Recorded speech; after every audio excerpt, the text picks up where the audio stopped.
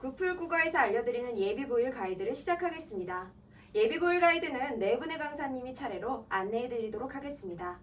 1부에서는 예비고일이 알아야 하는 수능 국어를, 2부에서는 국풀국어 수능 대비 프로그램을, 차례로 3부에서는 예비고일 내신 학교별 경향을, 4부에서는 국풀국어 내신 대비 프로그램을 설명해드리겠습니다. 먼저 첫 번째 순서로 예비고일이 알아야 하는 수능 국어에 대해 말씀드리도록 하겠습니다. 저는 국풀국어에서 국어를 가르치고 있는 황선욱 강사입니다. 우선 예비고일이 알아야 하는 수능 국어의 특징을 말씀드리겠습니다. 우리 학생들이 치르게 되는 수능은 27학년도 수능이 될 텐데요. 이는 현행 공통과목과 선택과목 체제와 동일하게 진행됩니다. 27학년도 수능 국어 영역은요. 총 45문항을 80분 이내에 풀어야 하며 문항은 구체적으로 공통과목 34문제, 선택과목 11문제로 이루어져 있습니다. 공통과목은 문학 영역이라는 영역과 독서 영역으로 크게 둘로 나뉘어져 있으며 이는 보통 문학 내지문과 독서 내지문 총 8개의 제시문으로 출제됩니다. 따라서 학생들은 수능국어 문제지에서 공통과목 8개의 제시문을 대략 65분에서 70분 이내에 해결해야 하는 것이죠. 또한 전체 80분의 시험시간 중에서 10분 또는 15분 이내에 11문제를 해결해야 하는 선택과목은 화법과 작문 또는 언어와 매체 둘 중 하나의 과목을 선택하여 시험을 치르게 됩니다. 선택 과목을 선택하는 기준은 본인이 다 맞을 수 있는 과목이어야 합니다. 선택 과목에 유불리가 없도록 출제기관 역시 애를 쓰고 있고요. 조정된 점수가 반영되는 만큼 본인의 학습 계획 또는 실력 점검을 통해서 학생 스스로가 잘할 수 있는 과목을 선택하는 것이 좋습니다. 다만 제가 좀 조언을 드리자면 상위권 학생들이나 높은 표준 점수를 목표로 하는 친구들 같은 경우는 저희 정규 수업 과정에서 진행되는 문법 개념을 잘 정리하여서 언매를 선택하는 것이 유리하다고 생각합니다. 수능 국어는 이와 같이 객관식 45문제를 제한된 시간 80분 안에 빠르고 정확하게 풀어야 한다는 특징을 지닙니다. 다음으로 수능 국어 등급 컷을 살펴보도록 하겠습니다. 평가원이 발표한 23학년도 수능 국어 영역 등급 구분 점수는 다음과 같고요. 표준 점수를 기준으로 이런 원점수들을 한번 추정해 봤을 때 화법과 작문 선택자는 1등급 92점, 2등급 85점, 3등급 78점, 언어와 매체 선택 1등급 88점, 2등급 81점, 3등급 75점 정도로 볼 수 있습니다. 따라서 이러한 등급 원점수를 기준으로 본인이 앞으로 보는 모의고사에서 목표 점수와 성적 추이를 비교해 보시면서 공부하는 것이 좋습니다. 내신이 중요한 예비고일에게 수능 국어 최저 충족률은 중요합니다.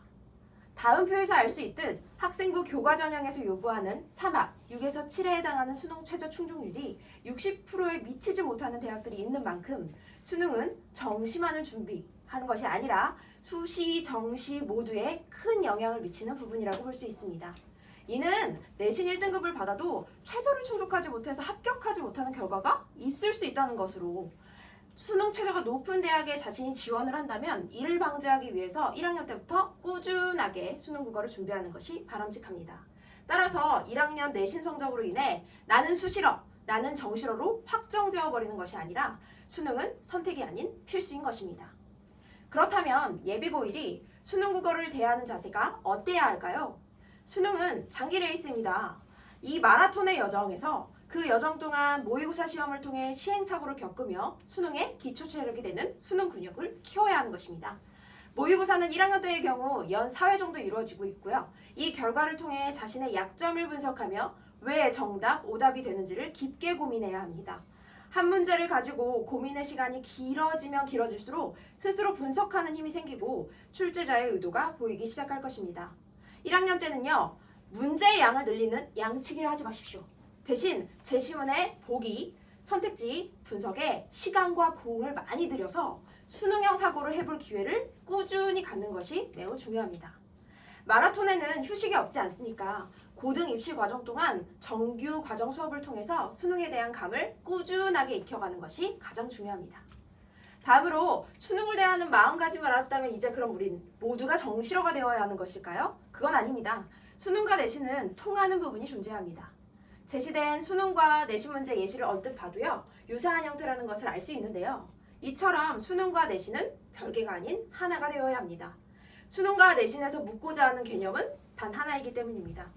학교 내신에서 배운 개념은 수능, 모의고사, 기출문제가 활용되어서 고난도 내신 문제로 자주 출제됩니다.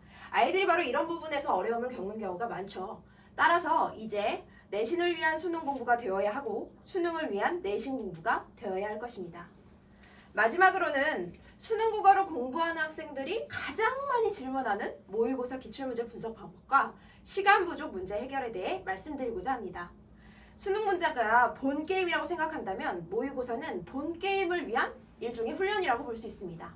따라서 수능 국어 공부를 시작한다 마음먹은 학생들은 모의고사 기출문제 분석을 통해서 수능이라는 맛도 보고 문제가 무엇을 의도하고 이는 어떤 방법으로 설계해놨는지 출제자와 끊임없는 대화를 하면서 분석 공부해야 하는 것입니다.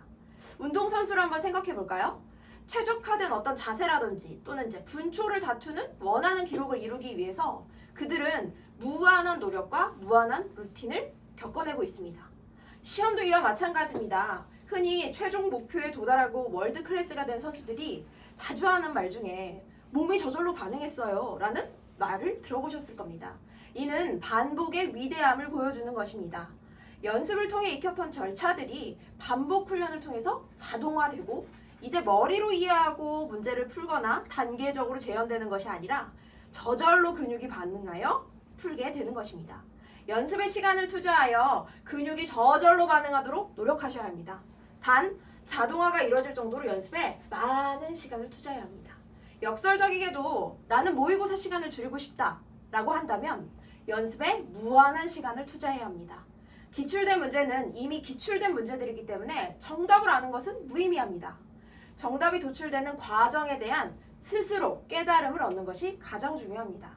선택지를 판단하는 근거를 스스로 국풀 학습을 통해 제시문에서 근거를 찾고 선택지끼리 논리적 구조를 분석하고 정오답에 대한 모든 정보가 이해될 때까지 샅샅이 반복 연습하면서 수능형 사고를 자동화한다면 문제를 푸는 시간은 저절로 단축될 수밖에 없을 것입니다.